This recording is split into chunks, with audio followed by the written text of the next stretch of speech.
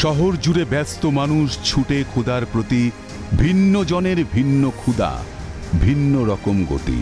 খিদের তাগিদেই মানুষ ছুটছে, বাস্তবেও ঠিক তাই। পেটে জ্বালা বড় জ্বালা, তাই জীবনকে এক প্রকার বাজি রেখেই মাছ কাঁকড়া ধরতে গভীর জঙ্গলের মধ্যে ঘুরতে হয় দক্ষিণ ২৪ পরগনার সুন্দরবনের বাসিন্দাদের।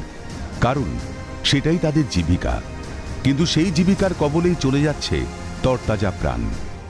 সুন্দরবনে বাঘের কবলে নিখোঁজ এক মৎস্যজীবী মৃত্যুঞ্জয় সুতার নামে। 4 সঙ্গী সাথীরা জঙ্গলে মাছ কাঁকড়া ধরতে গিয়েছিল, তখনই বাঘের কবলে পড়ে। জানা যায়, ঝড়খালি আশ্রম পাড়ার বাসিন্দা মৃত্যুঞ্জয় সুতার শনিবার সকালে সঙ্গীদের নিয়ে বেরিয়েছিলেন মাছ কাঁকড়া ধরতে। নদীর চরে কাঁকড়া ধরার সময় ওই মৎস্যজীবীকে বাঘে তুলে নিয়ে যায়। তড়িঘড়ি বন দপ্তরকে জানান মৃত্যুঞ্জয়ের সঙ্গীরা।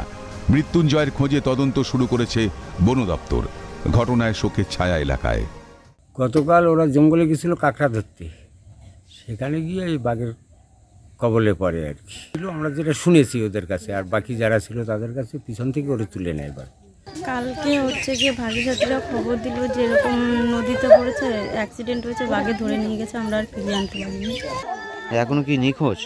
এখন নিখোঁজ, কোনো খোঁজ নেই। জল জঙ্গলে ঘেরা সুন্দরবনে জঙ্গলকে কেন্দ্র করেই প্রতিটি মানুষের জীবিকা নির্ভর করে।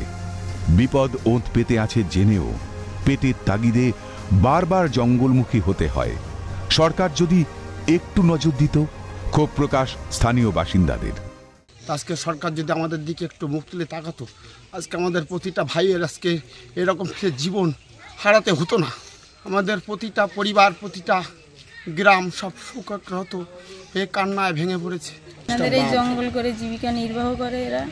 এই 4 বছরের বাচ্চা রেখে সে তো চলে গেছে, যাতে এদের এই ফ্যামিলিটা বাঁচে, এই বাচ্চাটা স্বনির্ভর হয়ে ওঠে।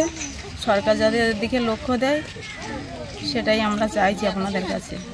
অকালে কেউ হারাচ্ছেন ছেলে, কেউ হারাচ্ছেন স্বামী, কেউ হারাচ্ছেন ভাই।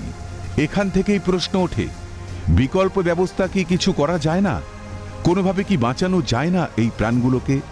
এত প্রশ্নের মধ্যে মৃত্যুঞ্জয় সুতারের অপেক্ষায় তার পরিবার। দক্ষিণ ২৪ পরগনা থেকে হরিপদ মণ্ডলের রিপোর্ট, ক্যালকাটা নিউজ।